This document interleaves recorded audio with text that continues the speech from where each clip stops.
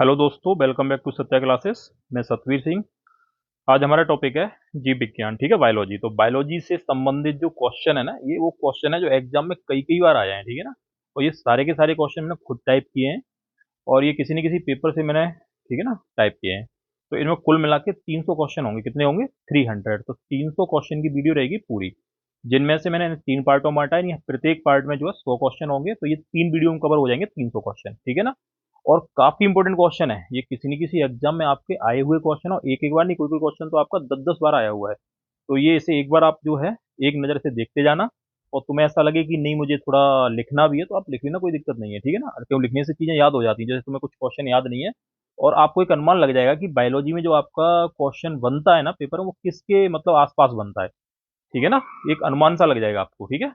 तो जो नए लोग हैं ना, वो चैनल को सब्सक्राइब जरूर कर देना और जो वीडियो को लाइक कर देना। अगर पसंद आए तो वीडियो को लाइक कर देना और अपने दोस्तों में शेयर भी कर देना। काफी इंपॉर्टेंट क्वेश्चन है इसमें और वीडियो भी काफी इंपॉर्टेंट रहेगी आपके लिए, ये मैं बोल रहा हूँ, ठीक है।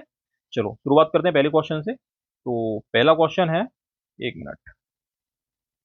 पर्यावरण के अध्ययन को कहा जाता है जेनेटिक्स, इकोलॉजी, अर्थनोलॉजी या बायोनिक्स? तो इसका सही आंसर क्या होगा? इकोलॉजी। तो इकोलॉजी कहा जाता है, ये ध्यान रखना, ठीक है। अगला क्वेश्चन है, फूलों के अध्ययन को क्या कहते हैं? फ्रेनोलॉजी, एंथ्रोलॉजी, पोमोलॉजी या साइकोलॉजी? तो फूलों के अध्ययन को कहा जाता है एंथ्रोलॉजी कहा जाता है, ध्यान रखना, ठीक है।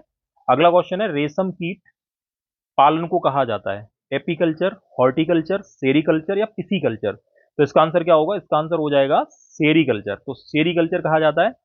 एपीकल्चर जो है इसका संबंध आपका उससे क्या नाम है, एपीकल्चर का सहज से हो जाएगा, हॉर्टिकल्चर से आपका फलों का हो जाएगा, ठीक है ना। और पीसी कल्चर से मछली पालन हो जाएगा, ठीक है ना। चलो अगला क्वेश्चन देखते हैं।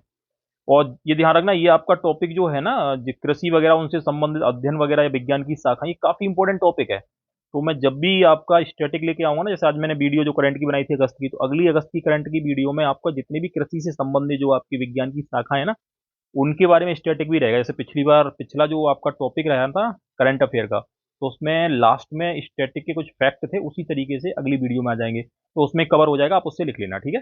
चलो अगला क्वेश्चन देखते हैं। पृथ्वी पर सबसे पुराना जीव कौन सा है? तो नीले हरे शैवाल, कवक, अमीबा या यूग्लिना? तो इसका सही आंसर क्या होगा? तो पृथ्वी पर सबसे पुराना जीव है आपका नीले हरे शैवाल, साइनोबैक्टीरिया। सबसे पहले यही जीव थे जिन्होंने ऑक्सीजन का उत्पादन किया था, क्योंकि पृथ्वी पर जीवन के लिए ऑक्सीजन काफी महत्वपूर्ण है और ऑक्सीजन का उत्पादन करने वाले जीव सबसे पहले कौन से थे? नीले हरे शैवाल, ठीक है। अगला क्वेश्चन देखते हैं। विकासवाद का सिद्धांत किसने दिया था? तो पहला है स्पेंसर, डार्विन, लेमार्क या न्यूटन? तो उसका सही आंसर क्या हो जाएगा? डार्विन ने दिया था। तो डार्विन ने विकासवाद का सिद्धांत दिया था। अगला क्वेश्चन है, विकास के उत्परिवर्तन सिद्धांत को प्रतिपादित किया था किसने? हक्सली ने, डार्विन ने, लेमार्क ने या ह्यूगो डी व्रीज ने? तो इसका सही आंसर क्या होगा? इसका सही आंसर होगा आपका चौथा होगा, डी व्रीज। तो डी व्रीज जो थे, इन्होंने उत्परिवर्तन सिद्धांत को प्रतिपादित किया था, ये ध्यान रखना, ठीक है।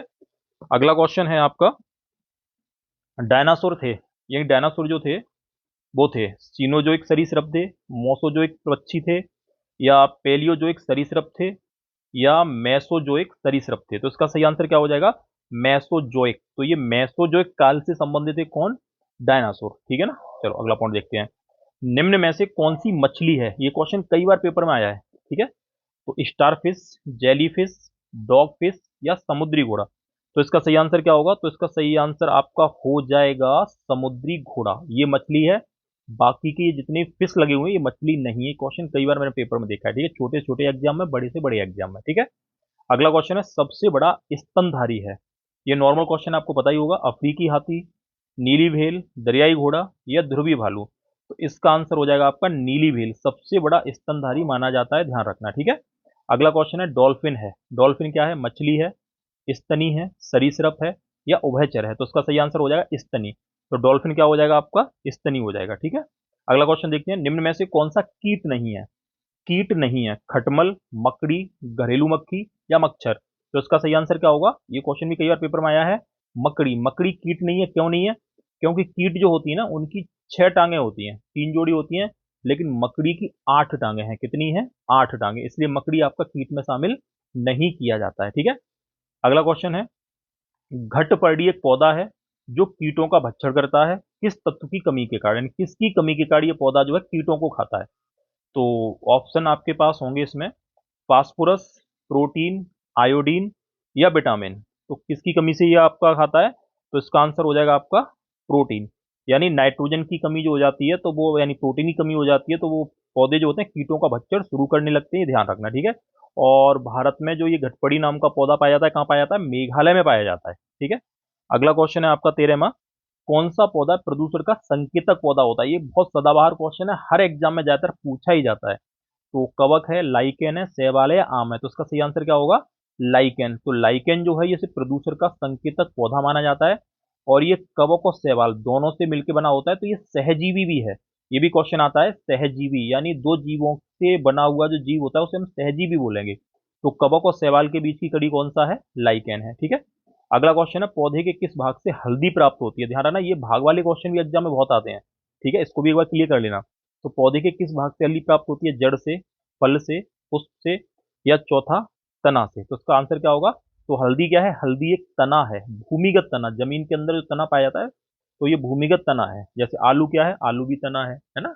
और केले के अंदर तना कहाँ पाया जाता है? जमीन के अंदर पाया जाता है, ठीक है। चलो अगला क्वेश्चन देखते हैं। लौंग है एक, क्या है? तने की गांठ, बंद कलियां, जड़ की गांठ या बीज? तो लौंग जो है ना ये आपकी बंद कली है, फूल की जो कली होती है वो आती है आपकी लौंग होती है, ठीक है। अगला क्वेश्चन है 16वां। तना काट आमतौर पर किसके प्रवर्धन के लिए प्रयोग किया जाता है? पहला केला, ठीक है, दूसरा गन्ना, तीसरा आम, चौथा कपास। यानी तने को काटकर बोया जाता है किससे? तो इसमें हो जाएगा आंसर आपका गन्ना। तो गन्ने का प्रयोग जो है तना काट के आमतौर पर किया जाता है, ध्यान रखना, ठीक है। अगला क्वेश्चन है, केसर होता है एक सूखा मिश्रण किसका? पत्ती और तना का, पंखुड़ियों और जड़ों का, फूल के बीज बनाने वाले भाग का, या बीज और कलियों का? तो इसका सही आंसर होगा फूल के बीज बनाने वाले जो भाग होते हैं ना, तुमने देखा फूल के बीच में जो आपकी वर्तिका होती है, जो रोए रोए से होते हैं ना, उन्हें बोलते हैं आपके फूल के बीज बनाने वाले भाग। तो उससे आपका क्या होता है? केसर प्राप्त होती है, ठीक है। अगला क्वेश्चन है, निम्न में से आलू का कौन सा भाग खाने योग्य है? तो तना है, बीज है, जड़ है, फल है। मैंने अभी थोड़ी देर पहले बताया था आपको। तो क्या हो जाएगा? तना। तो आलू का खाने योग्य भाग कौन सा होता है? आपका तना होता है, ठीक है। 19वां क्वेश्चन है, निम्न में से कौन सा एक फल है? आलू, मूली, शकरकंद या भिंडी? मैं पूछ रहा हूँ फल कौन सा है। तो आलू है, शकरकंद, मूली या भिंडी? तो फल क्या हो जाएगा? तो फल हो जाएगा आपका भिंडी हो जाएगी, क्योंकि आलू तना है, मूली जड़ है, और शकरकंद जो है ये भी आपकी जड़ ही होती है, क्योंकि जमीन के अंदर पाई जाती है। और पौधे के ऊपर जो आपके भाग पाए जाते हैं वो क्या होते हैं? वो सारे सारे फल होते हैं। तो भिंडी क्या है? फल है। टमाटर क्या है? फल है ना, सब ये फल ही होते हैं। अगला क्वेश्चन है, लहसुन की अविलाक्षणिक गंध का कारण क्या है? ठीक है, तो क्लोरो यौगिक, सल्फर यौगिक, एसिटिक अम्ल या एमिनो अम्ल? तो इसका आंसर हो जाएगा सल्फर यौगिक, ठीक है ना। तो सल्फर यौगिक का कारण क्या होता है? एक तीखी सी गंध आती है। अगला क्वेश्चन देखते हैं। अगला क्वेश्चन है आपका, प्याज के छिलके उतारते समय आंसू आते हैं क्योंकि प्याज निष्कासित करता है किसे? सल्फोनिक अम्ल को, सल्फेनिक अम्ल को, कार्बोलिक अम्ल को, या एमिनो अम्ल को? तो इसका आंसर क्या हो जाएगा आपका? सल्फेनिक अम्ल। तो सल्फेनिक अम्ल जो होता है इसके कारण जो है आंखों में आंसू आते हैं, ध्यान रखना, ठीक है। अगला क्वेश्चन है, जीवन चक्र की दृष्टि से पौधे का सबसे महत्वपूर्ण अंग कौन सा है? पुष्प, पत्ती, तना या जड़? तो कौन सा हो जाएगा सबसे महत्वपूर्ण आपका? देखना, जीवन चक्र की दृष्टि से, जीवन चक्र की दृष्टि से सबसे महत्वपूर्ण हो जाएगा आपका पुष्प हो जाएगा। क्या हो जाएगा? पुष्प हो जाएगा, ठीक है। अगला क्वेश्चन देखते हैं, लाल मिर्च तीखी होती है क्योंकि इसमें उपस्थित होता है, क्या उपस्थित होता है? ठीक है ना। अब इसमें ऑप्शन है आपके रिसिन, कैप्सेसिन, एरकोलिन या कैफियोल? तो इसका सही आंसर क्या होगा? इसका सही आंसर होगा आपका दूसरा, ठीक है ना, कैप्सेसिन। तो कैप्सेसिन के कारण क्या होता है? इसमें चरपराहट होती है, किसमें? मिर्च में होती है, ठीक है ना। अगला क्वेश्चन है आपका 24, कुनैन सिनकोना, कुनैन जो होता है सिनकोना के पौधे के किस भाग से प्राप्त होता है? तो ये कुनैन जो प्राप्त होता है ना, ये जड़, फल, बीज या छाल?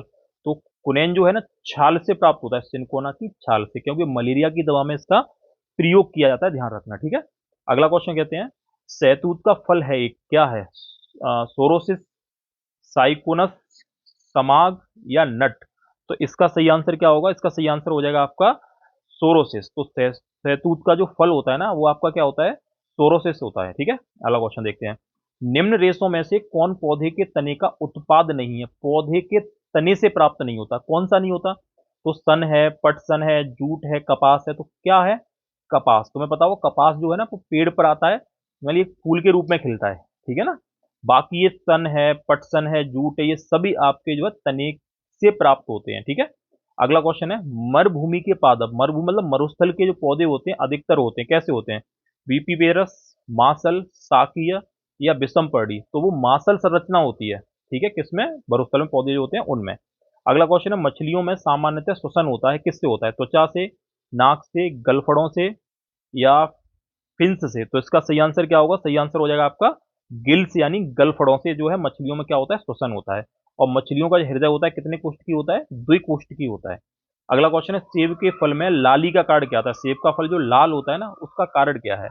एंथोसाइनिन, लाइकोपीन, कैरोटीन या जेंथोफिल। जेंथोफिल, ठीक है, जेंथोफिल होगा, जेंथोफिल।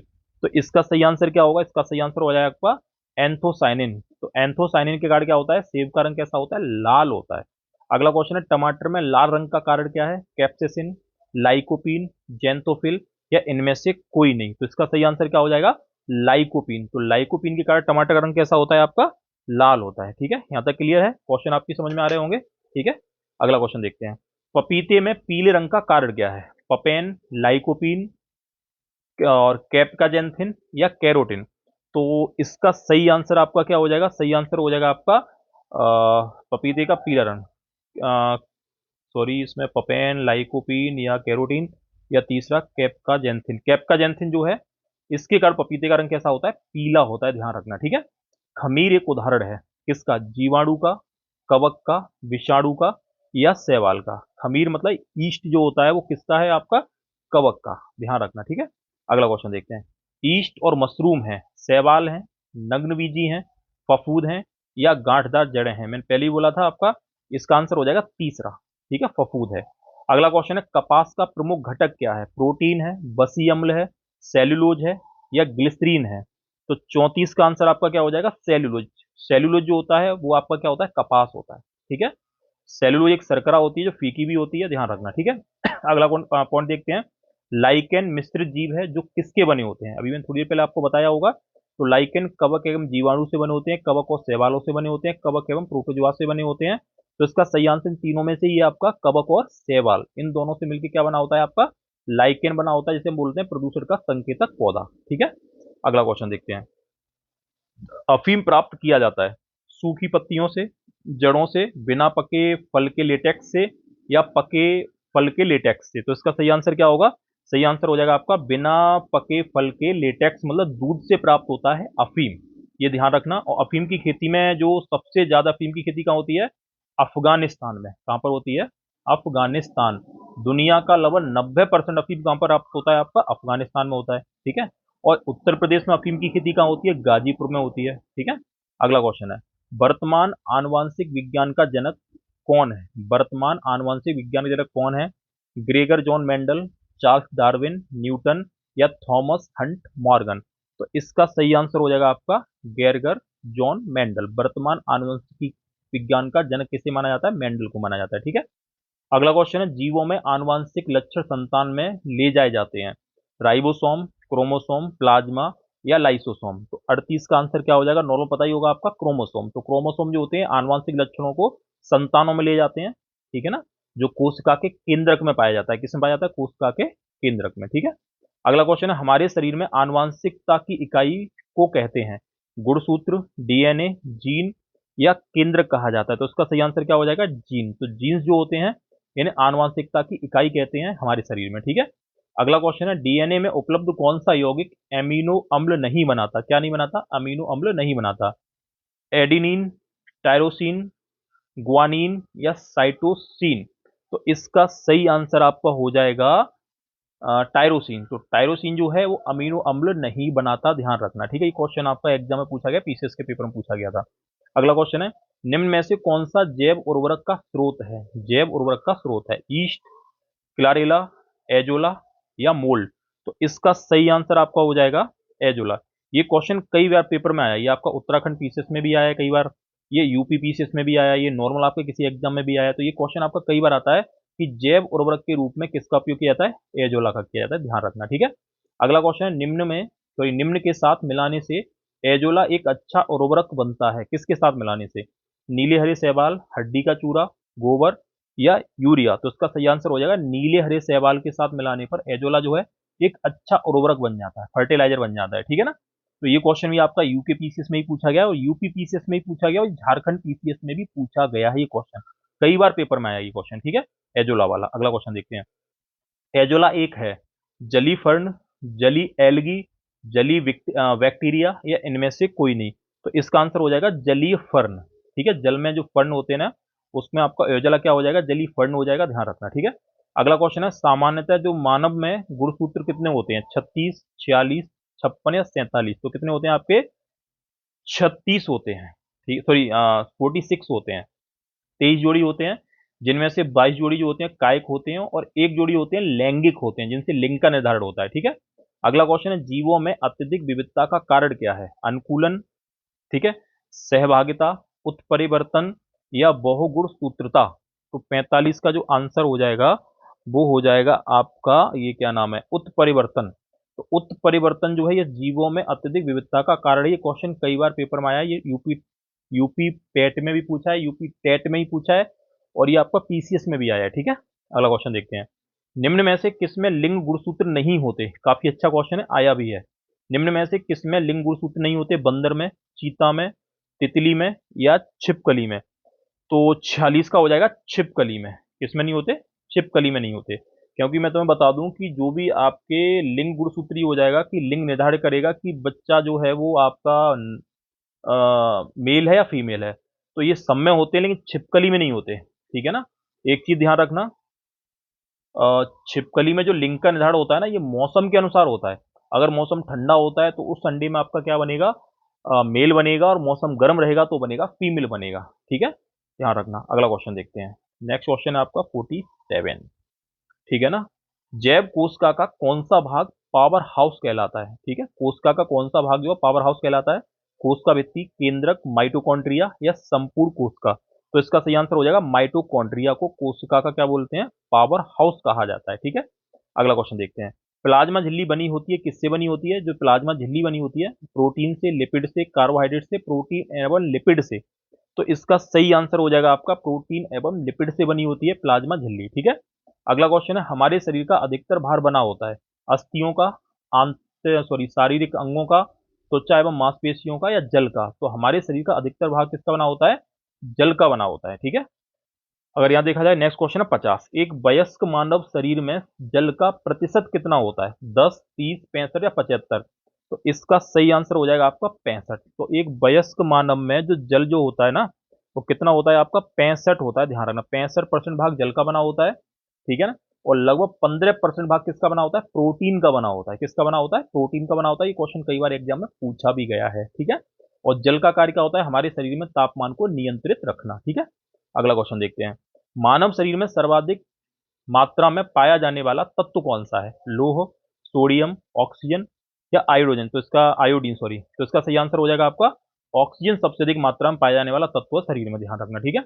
अगला क्वेश्चन है मानव कंकाल में अस्थियों की संख्या कितनी होती है, नॉर्मल आपको पता ही होगा, 280, 200, 220 या 206? तो इसका सही आंसर क्या होगा, 206 होगा, ठीक है।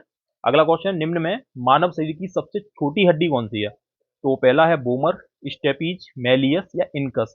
तो ये नॉर्मल क्वेश्चन है, ठीक है। वीडियो इस बार जो पेपर हुआ था री एग्जाम उसमें भी आया था, कॉमन क्वेश्चन है आपका। तो इसमें सबसे छोटी हड्डी होती है स्टेपी, कहाँ पाई जाती है, कान में पाई जाती है। कान में 3 हड्डियां होती हैं, मेलियस, इनकस और स्टेपी, ध्यान रखना। एक कान में 3 हड्डियां, दोनों मिला के 6 हड्डियां होती हैं, ठीक है ना।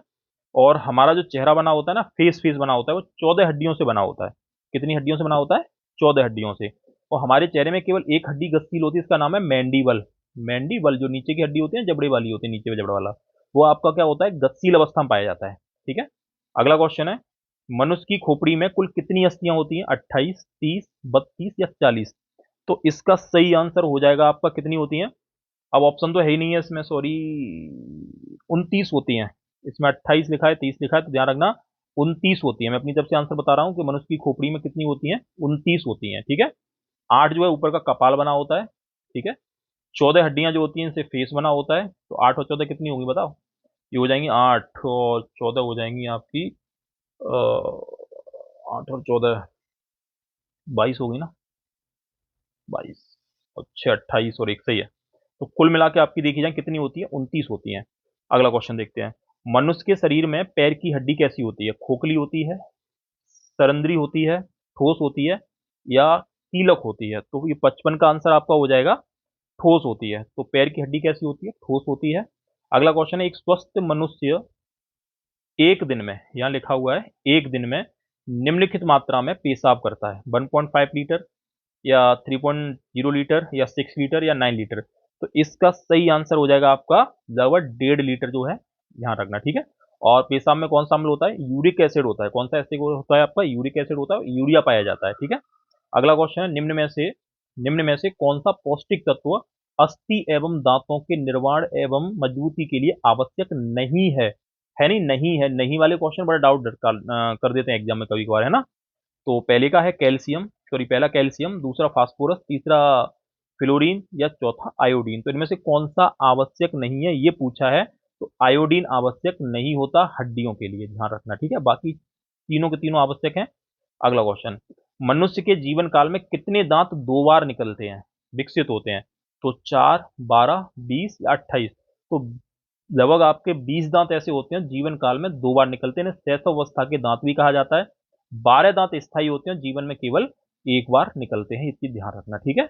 और दांतों का सबसे कठोर भाग जो होता है उसे हम क्या बोलते हैं? इनेमल कहते हैं। जो ऊपर की परत होती है चमकीली होती है, उसे क्या बोला जाता है? इनेमल, जो शरीर का सबसे कठोर भाग भी कहलाता है, ठीक है ना।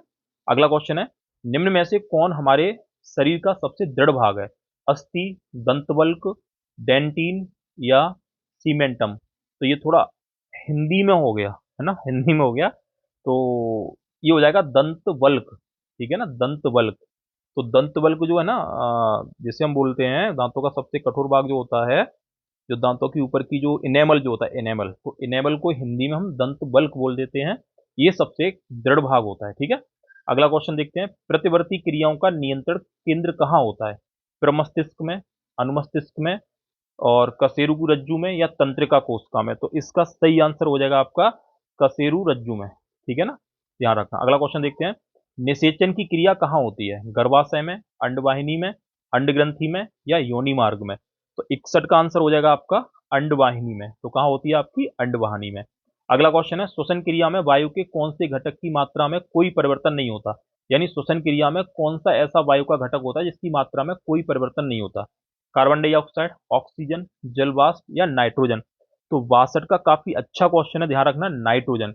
जितनी नाइट्रोजन हमने श्वसन के दौरान अंदर ली, उतनी ही नाइट्रोजन हम जो है बाहर निकाल देते हैं। तो इसका हमारे शरीर में कोई काम भी नहीं है।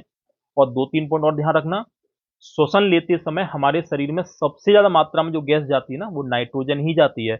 और जब हम सांस बाहर छोड़ते हैं ना, तो उसमें भी सबसे अधिक जो मात्रा होती है ना, वो नाइट्रोजन की ही होती है। बहुत सारे लड़के ऑक्सीजन लगा देते हैं, जिसमें सांस हम लेते हैं कि सबसे अधिक मात्रा ऑक्सीजन की होती है, और छोड़ते समय कार्बन डाइऑक्साइड की होती है। ये क्वेश्चन आपका गलत हो जाएगा। दोनों कंडीशन में नाइट्रोजन है, क्योंकि 78% नाइट्रोजन वायुमंडल में पाई जाती है। तो श्वसन के साथ ये पूरी नाइट्रोजन हमारे अंदर जाती है और पूरी नाइट्रोजन बाहर निकल जाती है, ध्यान रखना, ठीक है। अगला क्वेश्चन देखते हैं, हृदय कब आराम करता है? तो कभी नहीं, सोते समय, दो धड़कनों के बीच, या आसन करते समय? तो इसका सही आंसर हो जाएगा दो धड़कनों के बीच जो है हृदय आराम करेगा। और हृदय जो है ना, वो लाल मांसपेशियों से बना होता है, जिसके कारण उसमें कभी थकावट नहीं होती है, ठीक है।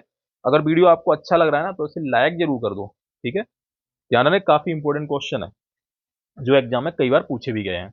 हृदय में कितने कक्ष होते हैं? दो, पहले का दो, 4, 6 या 8। तो हृदय जो है उसमें 4 कोष्ठक होते हैं, ठीक है ना। कितने होते हैं? 4 होते हैं चैम्बर, किसमें? हृदय में।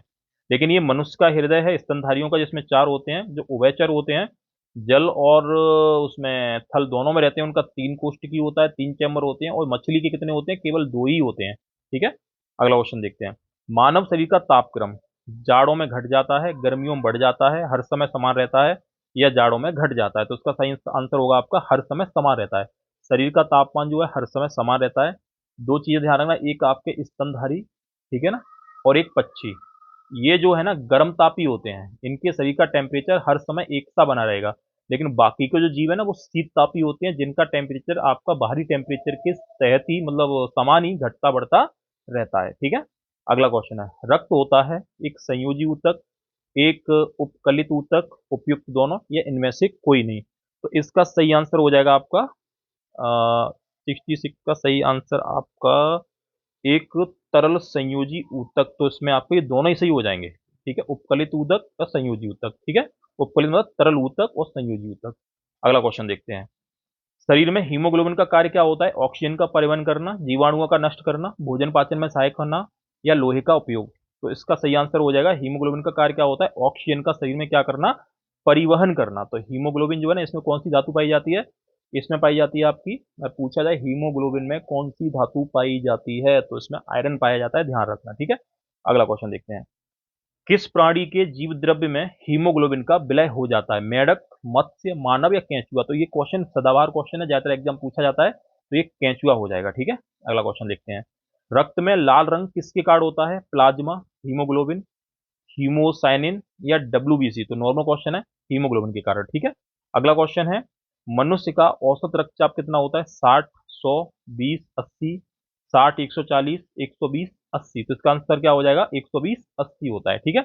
अगला क्वेश्चन है, निम्न में तो इनमें से रक्त दाब का मापक यंत्र कौन सा है? स्फेरोमीटर, अनीमोमीटर, स्पिग्नोमीटर या सॉरी स्फिग्नोमेनोमीटर या अमीटर? तो 71 का आंसर आपका हो जाएगा स्फिग्नोमीटर जो होता है, ये रक्त दाब मापने का एक यंत्र होता है। अगला क्वेश्चन है, जब एक व्यक्ति वृद्ध हो जाता है तो सामान्यतः उसका रक्त दाब यानी ब्लड प्रेशर क्या होगा? घट जाएगा, बढ़ जाएगा, उतना ही रहता है या बदलता रहता है? तो इसका सही आंसर हो जाएगा आपका बढ़ जाता है। यानी जो व्यक्ति आपका वृद्ध हो जाता है उसका जो रक्त दाब हो जाएगा ना, वो क्या हो जाएगा? वो आपका बढ़ जाएगा, ठीक है। अगला क्वेश्चन देखते हैं, हमारे शरीर में रक्त का दाब होता है वायुमंडलीय दाब से कम होता है, वायुमंडलीय दाब से अधिक होता है, वायुमंडलीय दाब के बराबर होता है या उपयुक्त में से कोई नहीं? तो हमारे शरीर में रक्त दाब जो होता है ना, वायुमंडलीय दाब से क्या होगा? आ? वायुमंडलीय दाब के बराबर होगा या कम होगा, अधिक होगा? तो इसका सही आंसर आपका हो जाएगा, सॉरी अधिक होगा। वायुमंडलीय दाब से क्या होगा? अधिक होता है, ये ध्यान रखना, ठीक है। बराबर होगा नहीं, ना ही कम होगा, अधिक ही होगा। अगला क्वेश्चन है, निम्न रक्त वर्ग सर्वदाता कहलाता है? ए, बी, ए बी या ओ? तो सर्वदाता किसे बोलेंगे? ओ को बोलेंगे। ओ में भी कौन सा हो जाएगा? माइनस हो जाएगा, ओ पॉजिटिव नहीं होगा। और सबसे ज्यादा 50% लोगों में जो है ना, वो ओ पॉजिटिव पाया जाता है, ठीक है। और सबसे कम जो है ना, वो आपका ए बी माइनस पाया जाता है। और सर्वग्राही होता है ना, वो ए बी प्लस होगा। ए बी प्लस आपका सर्वग्राही होता है, जो सबका रक्त ले लेगा। और ओ माइनस जो होता है वो सर्वदाता होता है। अगला क्वेश्चन देखते हैं, रक्त समूह की खोज किसने की थी? Alexander, William Harvey, Robert Koch या कार्ल लैंड स्टीनर? तो इसका सही आंसर हो जाएगा कार्ल लैंड स्टीनर ने आपकी रक्त समूह की खोज की थी, ठीक है। अगला क्वेश्चन है, किसी एक सामान्य व्यक्ति के रक्त का पीएच स्तर कितना होता है? तो 4.5 से 4.6 तक, या 6.4 से 6.5 तक, 7.3 से 7.4 या 8.2 से 8.3? तो इसका सही आंसर तीसरा हो जाएगा, लगभग आपका 7.4 ही होता है, ठीक है, ध्यान रखना। अगला क्वेश्चन लिखते हैं, तो देखते हैं, शरीर में निम्न में कौन सा संक्रमण, मतलब शरीर में निम्न में कौन सा संक्रमण से हमारी रक्षा करता है? आरबीसी, डब्ल्यूबीसी, रक्त प्लाज्मा, हीमोग्लोबिन? तो इसका सही आंसर हो जाएगा आपका डब्ल्यूबीसी। ये बाहरी संक्रमण से हमें क्या प्रदान करता है? सुरक्षा प्रदान करता है, ठीक है। रुधिर के प्लाज्मा में निम्न में से किसके द्वारा एंटीबॉडी निर्मित होती है? मोनोसाइट, लिम्फोसाइट या यूसिनोफिल या न्यूट्रोफिल? तो इसका सही आंसर क्या होगा? 78 का हो जाएगा आपका लिम्फोसाइट। तो लिम्फोसाइट के द्वारा एंटीबॉडी निर्मित होती है, इसे हम बोलते हैं डब्ल्यूबीसी, डब्ल्यूबीसी यानी लिम्फोसाइट। अगला क्वेश्चन देखो, 79 है, रुधिर में श्वेत रक्त कणिकाओं की अत्यधिक मात्रा के कारण कौन सा रोग हो जाता है? किसके कारण? डब्ल्यूबीसी के कारण कौन सा रोग हो जाता है? तो एनोक्सिया, ल्यूकेमिया, एनीमिया या सेप्टिमीसिया? तो उसे बोलते हैं ल्यूकीमिया, ठीक है। तो जब हमारे शरीर में डब्ल्यूबीसी की मात्रा बढ़ जाती है तो में ल्यूकीमिया हो जाता है, इसे बोलते हैं ब्लड कैंसर। तो ब्लड कैंसर को क्या बोला जाता है? ल्यूकीमिया बोला जाता है, ध्यान रखना, ठीक है। अगला क्वेश्चन देखते हैं, डब्ल्यूबीसी का बनना तथा आरबीसी का विनाश कहाँ होता है? लसिका ग्रंथि में होता है, प्लीहा में होता है, यकृत में होता है या अस्थि मज्जा में होता है? तो इसका सही आंसर आपका क्या हो जाएगा? प्लीहा। प्लीहा में जो है डब्ल्यूबीसी का बनना और आरबीसी का विनाश, ठीक है, ध्यान रखना। अगला क्वेश्चन लिखते हैं, नेक्स्ट है आपका, किस शारीरिक प्रक्रम में थ्रोम्बिक का संबंध है? किस शारीरिक प्रक्रम में थ्रोम्बिन का संबंध है? थ्रोम्बिन मतलब चलो ठीक है, आंसर ही बता दूंगा तो फिर आपको पता ही चल जाएगा। उत्सर्जन, रक्त जमाव, प्रजनन या वृद्धि? तो इसका सही आंसर हो जाएगा आपका रक्त जमाव, तो यानी ब्लड का क्लॉथिंग होना थ्रोम्बिन का काम होता है, ध्यान रखना, ठीक है। अगला क्वेश्चन है, मानव शरीर में पाचन का अधिकांश भाग किस अंग में संपन्न होता है? तो पैंक्रियास में, बड़ी आंत में, छोटी आंत में, आमाशय में? तो किसमें होता है? छोटी आंत में अधिकतर भाग जो है ना, वो आपका संपन्न होता है पाचन का। और शुरू कहाँ से होता है? शुरू आपका मुख से हो जाता है। तो मुख से पाचन क्रिया आरंभ हो जाएगी और जाके छोटी आंत में समाप्त होती है, बड़ी आंत में थोड़ी समाप्त हो जाएगी। ठीक है ना। अगला क्वेश्चन देखते हैं। लार निम्न में से किसके पाचन में सहयोगी होती है? स्टार्च, प्रोटीन, रेसे और वसा। तो इसका सही आंसर क्या होगा? स्टार्च के पाचन में लार सहायक है, इसमें आपका टाइलिन। तो टाइलिन नाम का एंजाइम है, वो किसे पचा देता है? स्टार्च को पचा देता है। प्रोटीन का पाचन कहाँ शुरू होता है? ये शुरू होता है हमारे आमाशय में। ठीक है, स्टोमच में शुरू होता है, ध्यान रखना। ठीक है, अगला क्वेश्चन देखते हैं। मनुष्य शरीर में खून की शुद्धिकरण की प्रक्रिया को क्या कहते हैं? डायलिसिस, हीमोलिसिस या ओस्मोसिस या पैरालिसिस? तो इससे बोलते हैं डायलिसिस। तो डायलिसिस जो होता है ये आपका रक्त का शुद्धिकरण होता है। किसके द्वारा किया जाता है? किडनी के द्वारा, ब्रक के द्वारा। तो ब्रक जो है इसका काम क्या होता है? रक्त को शुद्ध करना। ठीक है, तो डायलिसिस नाम की बीमारी भी किससे संबंधित होती है? आपकी ब्रक से यानी किडनी से संबंधित होती है। तो खून का शुद्धिकरण कहाँ होता है? आपका किडनी में होता है। अगला क्वेश्चन देखते हैं। डायलिसिस किससे संबंधित है? यकृत से, ब्रक से, आंखों से या मस्तिष्क से? तो इसका सही आंसर हो जाएगा आपका ब्रक से संबंधित है। अगला क्वेश्चन है। अपोहक जिसके कार्य संपादन हेतु प्रयुक्त होता है वह है हृदय, ब्रक, यकृत या फेफड़े? अब ये थोड़ा अपोहक हिंदी का शब्द आ गया, इसका अर्थ हो जाएगा मतलब शुद्धिकरण। ठीक है, शुद्धिकरण हो जाएगा आपका यानी फिल्टर। तो ये प्रक्रिया किसके द्वारा संपन्न कराई जाती है? ब्रक के द्वारा, किडनी के द्वारा। ठीक है, अगला क्वेश्चन देखते हैं। मानव ब्रक पथरी में पाया जाने वाला प्रमुख रासायनिक यौगिक क्या है? यानी किडनी में जो पथरी होती है ना, उसमें पाया जाने वाला प्रमुख रासायनिक यौगिक क्या है? यूरिक अम्ल, कैल्शियम कार्बोनेट, कैल्शियम ऑक्जेलेट या कैल्शियम सल्फेट? तो इसका सही आंसर क्या हो जाएगा? कैल्शियम ऑक्जेलेट जो होता है, इससे आपकी किडनी की जो स्टोन यानी पथरी होती है वो बनी होती है। क्वेश्चन आपका एग्जाम में कई बार पूछा गया है। ठीक है, अगला क्वेश्चन देखते हैं। एंजाइम मूलतः क्या है? वसा है, शर्करा है, प्रोटीन है या विटामिन है? तो इसका सही आंसर क्या हो जाएगा? ये हो जाएंगे प्रोटीन। तो एंजाइम मूलतः आपके प्रोटीन होते हैं। प्रोटीन आपके एंजाइम भी हो जाते हैं। प्रोटीन जो है वो क्या नाम है उसका? सॉरी, अरे, प्रोटीन आपके एंजाइम भी माने जाते हैं। ठीक है ना। और प्रोटीन आपके एमिनो अम्ल भी होते हैं। ठीक है, और प्रोटीन आपके हार्मोन्स भी होते हैं। ध्यान रखना, प्रोटीन आपके क्या होते हैं? हार्मोन्स भी होते हैं। अगला क्वेश्चन देखते हैं। मानव तंत्र में निम्न में से कौन सी एक पाचन एंजाइम नहीं है? कौन सा एक पाचन एंजाइम नहीं है? तो ट्रिप्सिन, गैस्ट्रिन, टाइलिन या पेप्सिन? ये नॉर्मल पता ही होगा तुम्हें, कौन सा नहीं होता? गैस्ट्रिन नहीं होता, ट्रिप्सिन भी होता है, पेप्सिन भी होता है और ये आपका टाइलिन भी होता है, लेकिन गैस्ट्रिन आपका नाम का होगा ही नहीं, ध्यान रखना। ठीक है, अगला क्वेश्चन देखते हैं। प्रोटीन के पाचन में सहायक एंजाइम कौन सा है? प्रोटीन के पाचन में कौन सा सहायक है?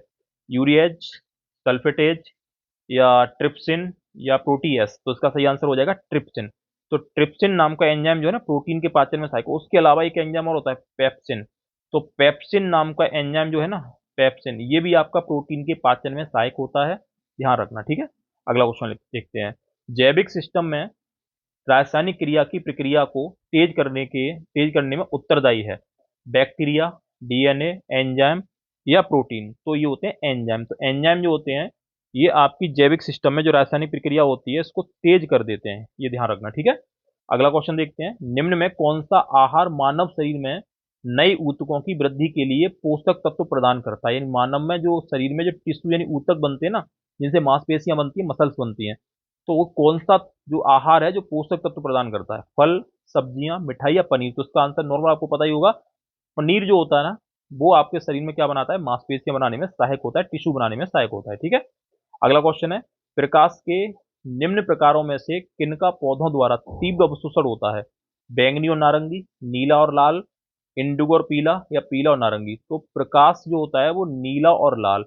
प्रकाश संश्लेषण क्रिया सबसे अधिक जो है ना नीले रंग के प्रकाश में और लाल रंग के प्रकाश में होती है, ये चीज ध्यान रखना। ठीक है, तो ये क्वेश्चन कई बार एग्जाम में पूछा भी गया है कि प्रकाश संश्लेषण क्रिया जो होती है किस रंग में नहीं होती है, क्वेश्चन आता है तो ऑप्शन में हरा जरूर होता है, लेकिन हरे रंग के प्रकाश में यानी सूर्य के जो भी आपके प्रकाश में जो रंग होते हैं ना, उनमें हरे रंग के प्रकाश में प्रकाश संश्लेषण क्रिया नहीं होती है। लाल रंग में सबसे ज्यादा होती है और बैंगनी रंग में सबसे कम होती है। क्वेश्चन कई बार पेपर में आया है। ठीक है, अगला क्वेश्चन देखते हैं। पृथ्वी पर अधिकांश ऑक्सीजन उत्पादित होता है घास से, शैवालों से, वृक्ष से या धान के खेत से? तो 94 का आंसर क्या हो जाएगा? ये हो जाएगा आपका शैवालों से। तो सबसे ज्यादा ऑक्सीजन किससे बनती है? शैवालों से, वो भी समुद्री शैवालों से। ठीक है, अब आपको एक क्वेश्चन कमेंट में मुझे बताना है कि पृथ्वी पर कौन से ऐसे जंगल हैं यानी वन हैं जिनसे आपका सबसे ज्यादा ऑक्सीजन बनता है, ठीक है, जिसे हम पृथ्वी का फेफड़ा भी कह देते हैं। कौन से ऐसे जंगल हैं, ये आपको मुझे बताना है, ठीक है। और ये भी बताना है कि वो जंगल जो है वो किस प्रकार के जंगल हैं, किस प्रकार के वहां पर वन पाए जाते हैं, ठीक है। अगला क्वेश्चन देखते हैं। प्रकाश संश्लेषण होता है रात्रि में, दूसरा दिन में और रात्रि में, दिन में अथवा रात्रि में, या केवल दिन में। तो इसका सही आंसर हो जाएगा आपका देखो, कुछ पौधे तो आपके रात्रि में भी कर लेते हैं, ठीक है, और कुछ आपके जो हैं वो दिन में भी कर लेते हैं, ठीक है। तो ध्यान रखना, ये आपका दिन में अथवा रात्रि में, दोनों में से आपका दोनों में ही हो जाएगा लगभग, ठीक है ना। चलो अगला क्वेश्चन देखते हैं। प्रकाश संश्लेषण में कौन सा प्रकाश सबसे अधिक प्रभावकारी होता है?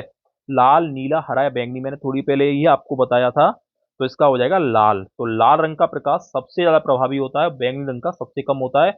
हरे रंग के प्रकाश में प्रकाश संश्लेषणी क्रिया नहीं होती है, ये ध्यान रखना। निम्न में कौन अधिकतर कुशलता पूर्वक सौर ऊर्जा को रासायनिक ऊर्जा में परिवर्तित कर देता है? सौर ऊर्जा को किसमें कर रहा है? रासायनिक ऊर्जा में। क्लोरेला, वाघ, केंचुआ या कसकुट्टा? तो ये क्वेश्चन आपका, इसका आंसर हो जाएगा, बाघ तो होगा नहीं, केंचुआ होगा नहीं, अब ये दो बचे, कसकुट्टा या क्लोरेला। तो इसका सही आंसर हो जाएगा आपका क्लोरेला।